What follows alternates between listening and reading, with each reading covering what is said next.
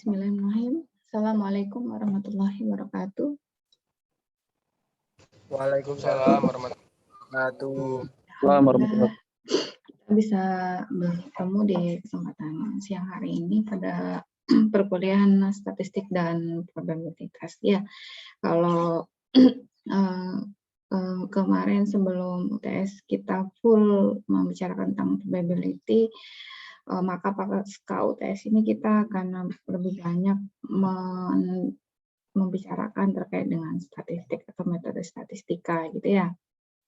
Jadi ini adalah dua hal yang tidak terpisahkan ya, artinya dasar daripada metode statistik itu sendiri adalah pengembangan dan pemanfaatan dari ilmu probabilitas itu sendiri. Nah,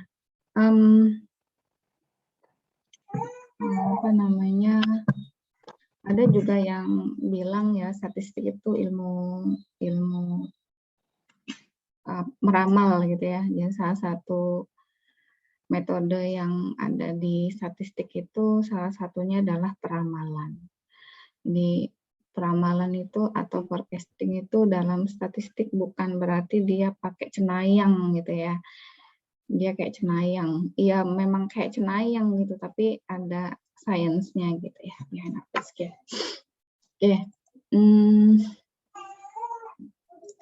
Ini saya on cam sendirian nih, yang lain kagak nih. Ada yang biar saya nggak ngomong sama laptop gitu.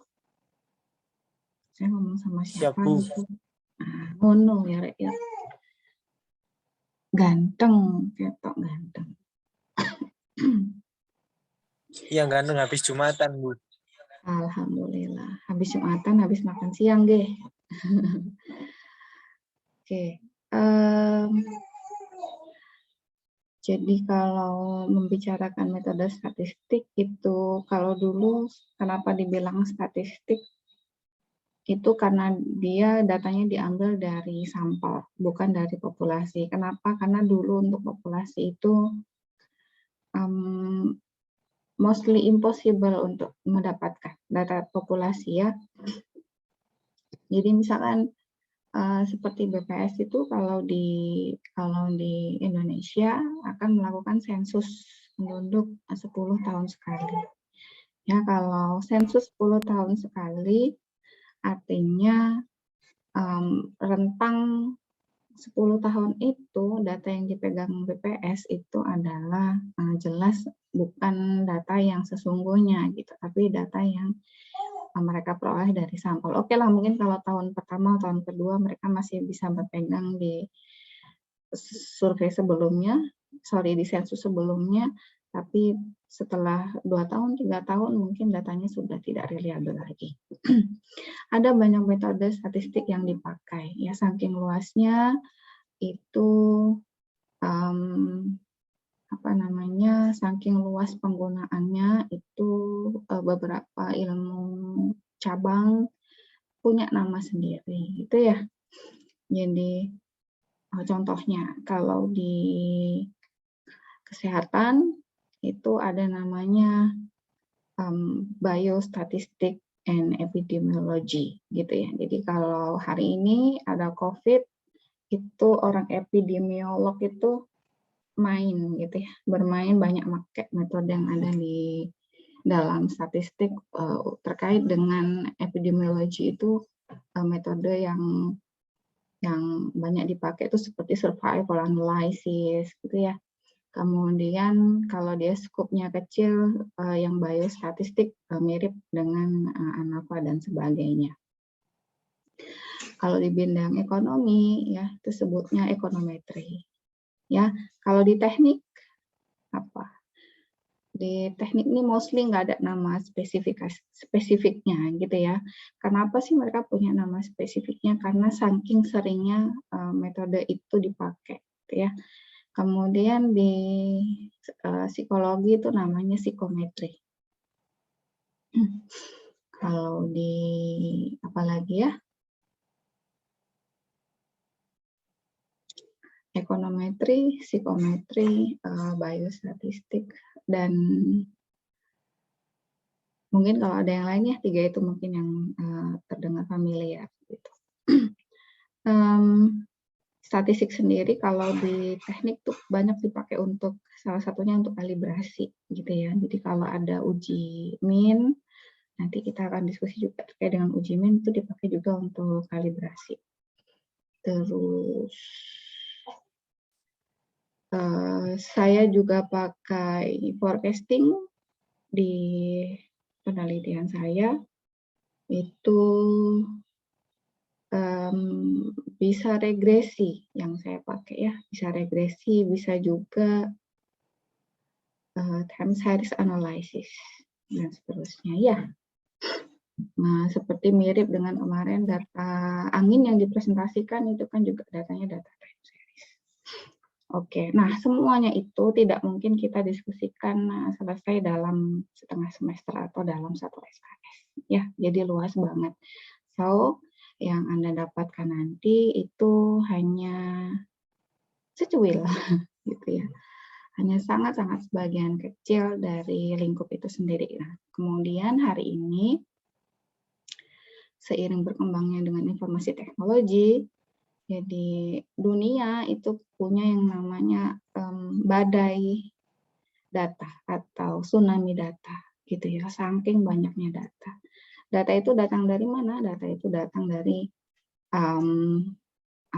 startup yang ada gitu. Jadi kalau kayak Gojek, Grab, kemudian itu banyak banget. Jadi saking banyaknya itu butuh fast respon gitu ya. Jadi kalau di instrumentasi itu punya Anda kalau kayak pasang sensor itu kan monitoringnya datanya live ya. Nah, mirip di statistik juga kayak gitu. Hari ini challenge-nya adalah gimana sebuah data itu insight-nya bisa live gitu ya. Insight yang ada di dalam data itu bisa segera ditemukan. Jadi pemagang kebijakan atau yang punya inisiatif itu bisa menentukan beberapa hal gitu. Contohnya yang sekarang ada ya.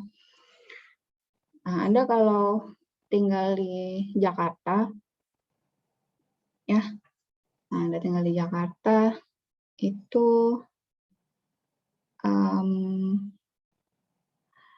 ketika atau mungkin jangan di Jakarta deh, di ibu kota provinsi deh, di mana gitu ya.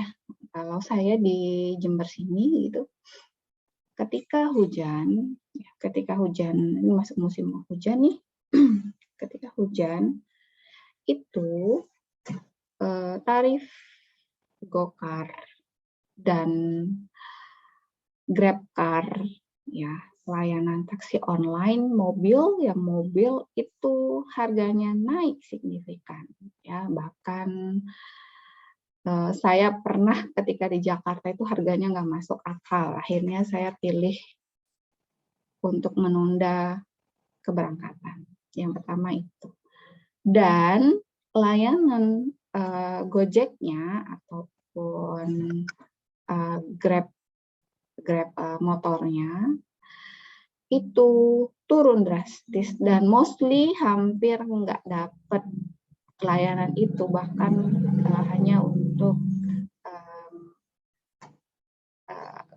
ambil barang atau layanan antar gitu ya, GoFood, GrabFood dan sebagainya. Itu respon yang diberikan oleh sistem yang live imbas dari kenaikan permintaan maupun dari off-nya pelayanan gitu ya. Nah, itu nanti cakupannya luas lagi. Jadi statistik itu hanya sekelumit. Ya, di dalamnya kalau hari ini itu adalah kolaborasi dan kerjasama antara beberapa bidang ilmu, diantaranya adalah komputer yang canggih gitu ya, komputerisasi, kemudian math and statistik. Jadi statistik, math, komputer itu hari ini udah tidak terpisahkan lagi gitu ya. Nah, nanti di bagian contoh di case-case yang saya kasih itu datanya banyak yang pendek. Kenapa? Karena memang sejarahnya statistik itu digunakan untuk menyelesaikan permasalahan dengan hanya sedikit informasi atau sedikit data, gitu ya. Maka dari itu ada beberapa distribusi yang menangani itu. Nah, kalau datanya besar, kita bisa pakai distribusi normal. Kalau datanya kecil, kita pakai distribusi T dan seterusnya. Baik, nah saya akan mulai dengan statistik inferensial, gitu ya. Jadi statistik inferensial ini adalah sebuah apa namanya ya, metode yang sangat fundamental, gitu ya. So, statistical hypothesis testing, and confidence interval estimation of parameters are the fundamental methods used at the data analysis stage of comparative experiment in which the engineer interested. For example, jadi dia adalah metode yang sangat fundamental, mostly in all hampir di semua ilmu gitu ya. Nah, ini kalau di engineer ya contohnya ya, in comparing the mean of population to a specific value, jadi membandingkan rata-rata dari sebuah populasi kepada nilai tertentu gitu ya. The simple comparative experiment, jadi di dalam statistical hypothesis ini yang paling famous, paling terkenal itu adalah comparative experiment gitu. Ini sangat berarti ketika mungkin di bidang teknik tidak begitu berarti, tapi kalau di bidang medis, di bidang kesehatan ya ini sangat-sangat membantu, sangat-sangat bermanfaat gitu. Nah, kemudian these simple comparative experiment are frequently encountered in practice and provide a good foundation for the more complex experimental design problem. Jadi simple comparative experiment itu ya, jadi dalam prakteknya itu adalah good foundation gitu ya untuk beberapa desain eksperimen, masalah desain eksperimen yang sangat-sangat kompleks gitu. Jadi ada yang namanya di bidang kesehatan yang sering dipakai ataupun di bidang pertanian itu yang namanya desain eksperimen atau rancangan percobaan ya, itu kompleks sekali percobaannya. Namun di dalam statistik dengan menggunakan hipotesis testing ini dia diurai menjadi masalah-masalah yang sangat sederhana, yang sangat kecil-kecil, dia lebih banyak tapi menjadi lebih sederhana dan lebih mudah untuk terpecahkan. Nah, di sini saya akan mengenalkan yang namanya hipotesis gitu ya. Jadi statistical hypothesis is a statement about the parameters of one or more population. Jadi adalah pernyataan gitu ya. Pernyataan tentang parameter. Nah, saya mau cerita dulu nih. Parameter di sini mungkin beda dengan parameter yang Anda kenal di instrumentasi atau mungkin di elektro ya. Jadi parameter itu adalah sebuah informasi yang ada dalam populasi ya. Jadi statistik itu identik dengan yang namanya populasi dan sampel. Ini coba saya jelaskan. Misalkan ini ya, kita punya populasi. Populasi ya. Kemudian di sini ada yang namanya sampel. Sampel ini datanya diambil dari mana? Diambil dari populasi. Gitu ya. Data apa aja? bisa misalkan kalau dia data penduduk Indonesia bisa umur, pendapatan, dan sebagainya. Ya, kalau kemarin Mas Rizky dan kawan-kawan, kemudian ada Mas Muhajir, Mas Akbar, dan kawan-kawan yang mengambil data dari NASA, itu juga sampel. Ya, kalau saya tanya berapa populasinya, terkait dengan data kecepatan angin ya yang dari NASA. Nah, coba tuh Mas Akbar, berapa jumlahnya Mas Akbar? Datanya. Kecepatan angin. Yang ada di NASA itu ada berapa Mas jumlah datanya? Jumlah datanya sesuai setahun 365 ada. 1 tahun. Sekarang nanya, yang ada di NASA ada berapa? Nggak tahu kan tuh, dia senyum-senyum tuh Mas Akbar, nggak tahu, yang bikin bukan saya, Bumi gitu ya, nggak tahu, pokoknya saya tahunya ngambil 365 hari aja ya kan. Oke. Berarti 365 hari itu sudah jadi sampel gitu. Jadi N sebanyak 365 hari itu sudah jadi sampel. Populasinya nggak tahu, itu yang tahu mungkin NASA dari pertama dia bikin prototipe terkait dengan monitoring data kecepatan angin, ya kan? Entah dari kapan, dari tahun baheula sampai hari ini kita nggak tahu dia punya berapa data. Tapi kemarin sampel yang diambil segini nih sama teman-teman, gitu ya. Kemudian diolah, kemudian dicari average-nya dan seterusnya. Nah, ada yang namanya informasi. Jadi, parameter ini adalah informasi yang dimiliki atau informasi angka yang dimiliki oleh populasi. Di sini namanya punya parameter. Ya, misalkan parameternya salah satunya adalah min. Misalkan, ada yang tahu min apa? Rata-rata, Bu. Nah, maka yang di sampel juga bisa kita cari min juga. Sama, bisa kita cari. Ya. Bedanya apa? Kalau di populasi, rata-ratanya itu kita sebut dalam statistik itu namanya mu. Kita sebutnya mu. Nah, kalau min, di dalam sampel itu kita tulis dengan X bar. Ya. Kemudian selain min ada juga standar deviasi, variansi, ada pasti akrab ya, variansi. Itu kita tulis dengan namanya sigma kecil kuadrat. Ini yang populasi. Sedangkan di sampel itu namanya adalah S kecil kuadrat. Ya, sudah beda notasi meskipun artinya sama, dan juga nanti ini beda equation. Ya, kalau di rata-rata untuk populasi dan sampel equation-nya masih sama, tapi untuk variansi dan standar deviasi di sini ada standar deviasi. Gini aja, kuadratnya diambil gitu ya. Yang ketiga ini jadi S kecil aja. Nah, ini equation-nya juga nanti beda. Gitu ya. Dan sebagainya. Jadi nggak hanya 3 ini, ada banyak yang lainnya. Jadi ini sama-sama informasi bagi populasi dan juga sampel, ya. Nah, di populasi angka-angka ini kita sebut dengan yang namanya parameter. Sedangkan yang ada di sampel itu namanya statistik.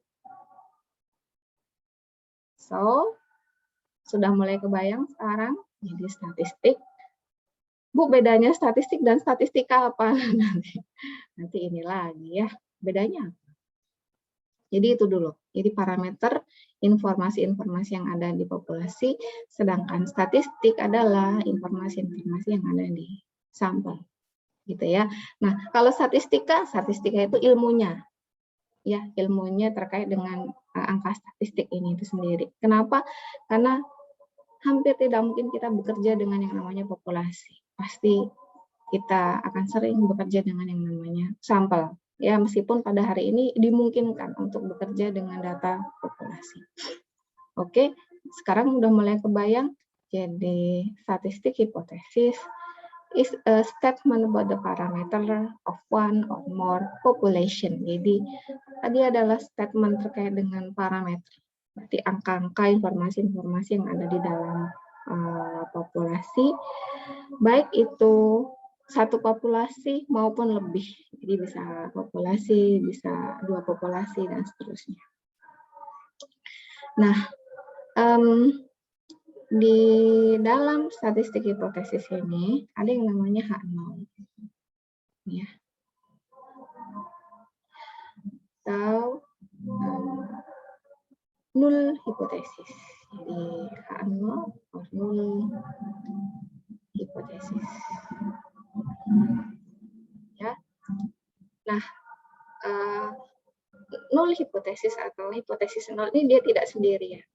Ya, dia akan berhadapan dengan H1 atau beberapa buku yang lain disebut juga dengan HA atau alternatif, ya, alternatif hipotesis, di mana H0 dan H1 atau H alternatif atau HA itu pernyataannya saling berkebalikan. Ya, jadi dia ini dua-duanya punya statement terkait dengan parameter. Ya, punya statement terkait dengan parameter, tapi dia bunyinya saling berkebalikan. Mereka ini berkebalikan. Jadi kalau saya bilang H0, H0 bilang, hipotesis mana bilang, rambutnya Mas Muhajir warnanya hitam. Maka H1-nya kebalikannya apa? Rambut Mas Muhajir Warna putih. bukan. Tidak berwarna hitam. Tidak berwarna hitam. Ya, lagi. H0 bilang Mas Muhajir pakai kacamata. Maka versus H1-nya berbunyi Muhajir nggak pakai kacamata. Mas Muhajir tidak menggunakan kacamata. Gitu. Kemudian kalau saya bilang H0-nya Mas Riko itu cakep, maka versus H1-nya adalah Riko nggak cakep. Riko nggak cakep. Gitu ya, saling berkebalikan. Jadi bilangnya Bu hitam putih dong Bu, mirip gitu, tapi enggak juga. Kalau tadi saya bilang rambutnya Mas Muhajir hitam, ternyata versusnya bukan putih ya, tapi pokoknya tidak hitam. Boleh merah, boleh biru, atau kalau dia suka warna pelangi gitu ya, mau dicet-cet boleh gitu kan ya. Sama yang ini juga gitu. Nanti kita lihat contohnya. Nah, H0 ya versus H1